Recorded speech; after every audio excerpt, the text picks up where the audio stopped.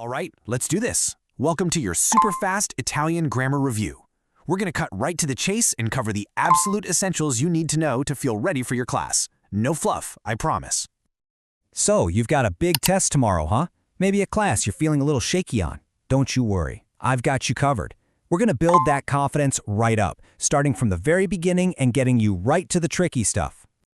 Okay, first things first. If you want to sound legit, you've got to nail the pronunciation. And the good news, Italian is so much more consistent than English. So let's start with the absolute foundation.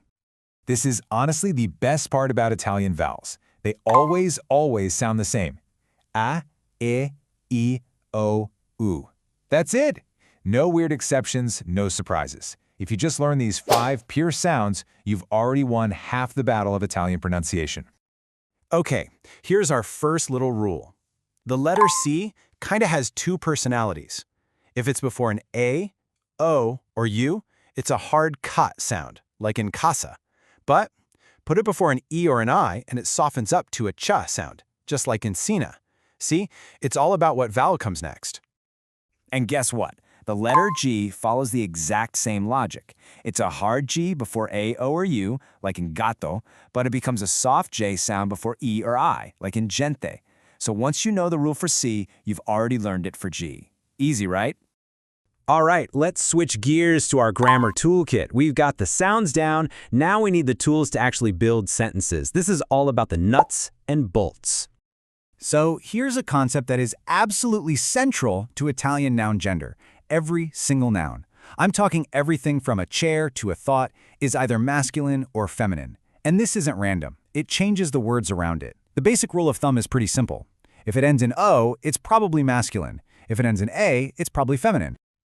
Now, because of that whole gender thing, the word the is always changing. Think of this table as your ultimate cheat sheet. You've got a masculine singular noun, you're probably going to use il. A feminine plural one, that'll be le. It might seem like a lot, but it all follows a clear pattern based on gender, number, and the first letter of the noun. Awesome. Now that we have our nouns set up, let's make them actually do something. It's time to bring in the verbs, the words that give our sentences all the action. We'll start simple with the present tense. Conjugating regular verbs is actually a pretty straightforward 3-step process. You just take the verb in its original form, that's the infinitive, you chop off the ending, and then you stick on a new ending that matches who's doing the action. It's a system and it's predictable. And here are those endings. Now, don't let this chart overwhelm you. Seriously, don't try to memorize it all at once. Instead, just look for the patterns. See how io, which means I, always ends in o, and noi, for we, always ends in iamo. Spotting these patterns is way more important than memorizing. Okay, here we go. This is the main event. This is probably what you came for. Talking about the past, the most common way to do this in spoken Italian is with the passato prossimo, and we are going to master it right now. So, what is the passato prossimo? Well, it's the tense you'll use constantly. It's for specific, completed actions in the past. Think of it like a snapshot. It captures a single moment that's over and done with. Like, I ate, or we decided. Putting it together is like a simple 2-part recipe. First, you need a helping verb. It's either going to be avere, which is to have, or essere, to be. Second, you add the past participle of your main action verb. That's it, just 2 pieces. And that leads to the million-dollar question. Which helping verb do you use, avere or essere? Well, here's the rule of thumb. Almost all verbs use avere. The big exceptions are verbs that show motion, like going or arriving, and verbs that show a change of state, like being born or becoming something. For those special cases, you have to use essere. Now for that second ingredient in our recipe, the past participle. For regular verbs, this is super easy. If the verb ends in R, it changes to atto. If it ends in ere, it becomes uto. And if it ends in ere, it becomes ito.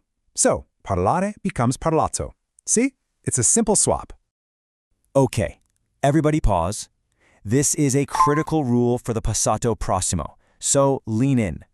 If and only if you are using essere as your helping verb, the ending of the past participle has to agree in gender and number with the subject. This does not happen with avere, only essere. Let's look at what that actually means. If a guy says, I went, he says, sono andato. But if a woman says it, she has to say sono andata. Notice that ending change? It's matching the gender. Same thing for plurals. Andati for a group of guys or a mixed group, and andate for a group of all women. Now, of course, Italian has some irregulars. These are some of the most common ones you'll see. Don't stress. Just treat this like a little cheat sheet of the ones you absolutely have to know. Things like fere becomes fatto and dire becomes detto. You'll see these everywhere, so they're worth memorizing. Phew, okay. Let's take a quick breath and put all these puzzle pieces together. We're going to see how this all combines to make real sentences that you can actually go out and use. Let's look at it in action.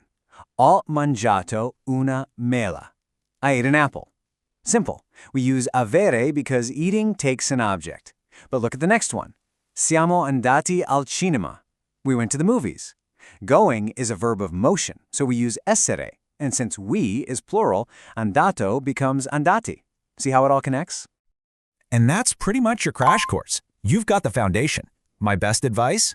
Focus on the patterns, not just memorizing words. Learn those key irregular verbs. You're going to be in great shape. You've totally got this. You've just reviewed pronunciation, articles, verbs, and the all-important past tense. So I'll just leave you with this question. Now that you have the tools to talk about the past, what's the first story you're going to tell? Good luck!